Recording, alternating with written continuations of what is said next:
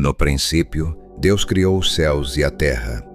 A terra era sem forma e vazia, e havia trevas sobre a face do abismo. Mas o Espírito de Deus pairava sobre as águas. Então Deus disse: haja luz, e houve luz. Deus viu que a luz era boa. Separou a luz das trevas, chamou a luz de dia e as trevas de noite. Assim se encerrou o primeiro dia. No segundo dia, Deus criou o firmamento, separando as águas que estavam acima das que estavam abaixo. E assim surgiu o céu. No terceiro dia, Deus ajuntou as águas num só lugar, e a terra seca apareceu. Então Deus ordenou que a terra produzisse vegetação, ervas que dão sementes, árvores frutíferas segundo a sua espécie. E Deus viu que era bom. No quarto dia, Deus criou os luminares do céu, o sol para governar o dia, a lua para governar a noite, e também as estrelas. Eles serviriam para sinais, tempos, dias e anos. No quinto dia, Deus criou os peixes do mar e as aves do céu, e os abençoou, dizendo: sede fecundos e multiplicai-vos. No sexto dia, Deus criou os animais da terra, e então disse: façamos o homem à nossa imagem e semelhança. Homem e mulher os criou, e lhes deu domínio sobre toda a criação. Deus viu tudo o que havia feito, e era muito bom. Assim se encerrou o sexto dia. No sétimo dia, Deus descansou de toda a sua obra. Deus formou o homem do pó da terra e soprou em suas narinas o fôlego da vida. O homem se tornou alma vivente. Deus plantou um jardim no Éden. Ali havia rios, árvores, beleza e abundância. No meio do jardim estavam duas árvores especiais: a árvore da vida e a árvore do conhecimento do bem e do mal.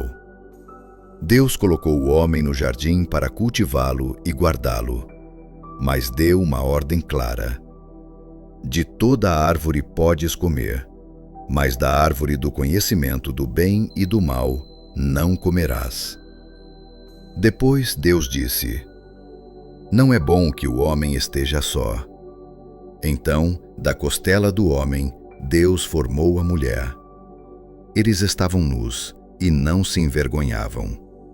Tudo era perfeito, tudo era harmonia. A serpente era o mais astuto dos animais. Ela disse à mulher: foi isso mesmo que Deus disse? A dúvida entrou. O desejo cresceu. A mulher viu que o fruto era agradável aos olhos e comeu. Depois deu ao homem, e ele também comeu. Os olhos de ambos se abriram, mas não para a glória, e sim para a vergonha. O medo entrou no coração humano.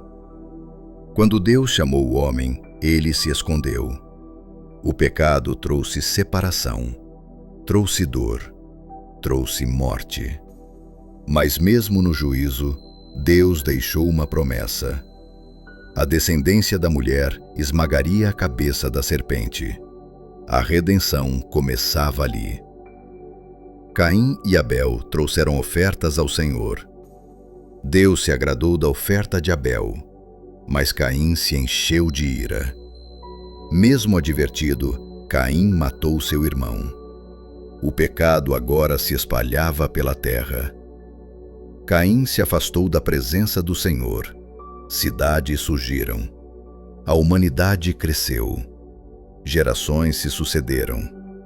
Homens viveram centenas de anos. Entre eles estava Enoque, que andou com Deus. E Enoque não experimentou a morte, porque Deus o tomou para si. A maldade do homem se multiplicou sobre a terra. O coração humano estava continuamente inclinado ao mal. Mas Noé achou graça aos olhos do Senhor. Deus ordenou que ele construísse uma arca. Vieram as chuvas.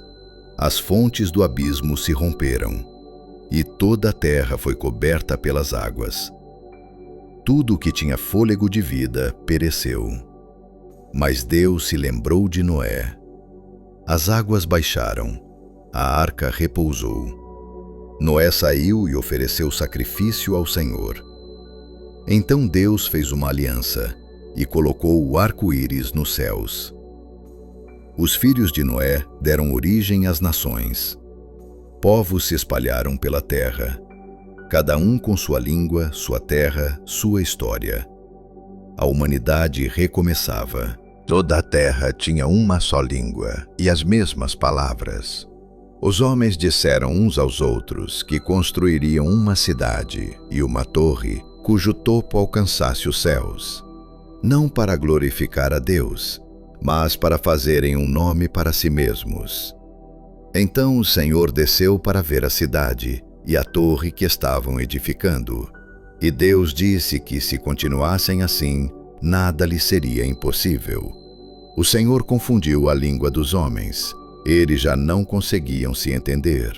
A construção cessou e foram espalhados por toda a terra. Por isso, aquele lugar foi chamado Babel, porque ali o Senhor confundiu a linguagem da humanidade. Foi a partir dali que as gerações continuaram, até chegar a um homem chamado Abrão. O Senhor disse a Abrão: sai da tua terra, da tua parentela e da casa de teu pai. Vai para a terra que eu te mostrarei. Farei de ti uma grande nação. Abençoarei os que te abençoarem, e em ti todas as famílias da terra serão benditas. Abrão obedeceu. Ele partiu sem saber para onde ia, confiando apenas na palavra de Deus. Por onde passava, Abrão armava suas tendas e edificava altares ao Senhor. Com o tempo, Abrão prosperou muito. Seus rebanhos cresceram, assim como os de seu sobrinho Ló. Mas a terra já não suportava os dois juntos. Houve contenda entre os pastores. Então Abrão disse a Ló que não houvesse conflito entre eles. Ele ofereceu que Ló escolhesse primeiro a terra. Ló olhou para as campinas do Jordão, uma região fértil, e escolheu habitar perto de Sodoma. Abrão permaneceu na terra que o Senhor lhe prometera. E Deus disse a Abrão que toda aquela terra seria sua e de sua descendência para sempre. Algum tempo depois, houve guerra entre os reis da região. Ló foi levado cativo. Quando Abrão soube, reuniu seus homens e partiu ao resgate. Ele venceu os reis e trouxe Ló de volta com tudo que havia sido levado. Então apareceu Melquisedeque, sacerdote do Deus Altíssimo. Ele abençoou Abrão, e Abrão lhe entregou o dízimo de tudo. Depois dessas coisas, Abrão teve medo, mas Deus lhe disse: não temas, eu sou o teu escudo, e o teu galardão será muito grande. Abrão questionou, pois ainda não tinha filhos. Então Deus o levou para fora da tenda e disse: olha para os céus, conta as estrelas, se é que podes. Assim será a tua descendência. Abrão creu no Senhor, e isso lhe foi imputado como justiça. Deus fez uma aliança com Abrão, mas Sarai ainda não podia ter filhos. Ela deu sua serva Agar a Abrão. Agar concebeu, e os conflitos começaram. Agar fugiu para o deserto, mas o anjo do Senhor a encontrou. O Senhor ouviu o teu clamor, disse o anjo, e Agar deu à luz Ismael. Anos depois, Deus apareceu novamente a Abrão e disse: eu sou o Deus Todo-Poderoso, anda na minha presença. Deus mudou seu nome. Abrão passou a se chamar Abraão, pai de muitas nações. Sarai passou a se chamar Sara, e Deus estabeleceu a circuncisão como sinal da aliança. O Senhor visitou Abraão em forma de 3 homens. Eles anunciaram que Sara teria um filho. Sara ouviu e riu. Mas Deus disse: há algo impossível para o Senhor? Naquele mesmo encontro, Deus revelou que Sodoma seria julgada. Abraão intercedeu, pedindo misericórdia. Deus concordou em poupar a cidade se houvesse justos ali, mas a maldade de Sodoma era grande. 2 anjos foram enviados. Eles tiraram Ló e sua família da cidade. Então fogo e enxofre caíram do céu. Sodoma e Gomorra foram destruídas. A mulher de Ló olhou para trás e se tornou uma estátua de sal. Mais uma vez, Deus mostrou juízo, mas também livramento. Depois disso, Abraão foi para a terra de Gerar. Temendo por sua vida, disse que Sara era sua irmã. Abimeleque a tomou, mas Deus o advertiu em sonho. Sara foi devolvida, e Deus protegeu a promessa. Nada impediria o cumprimento do seu plano. De Babel à promessa, do orgulho humano à fé obediente. Gênesis nos mostra que Deus é soberano sobre a história.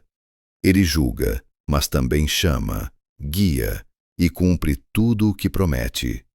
E a jornada da redenção continua.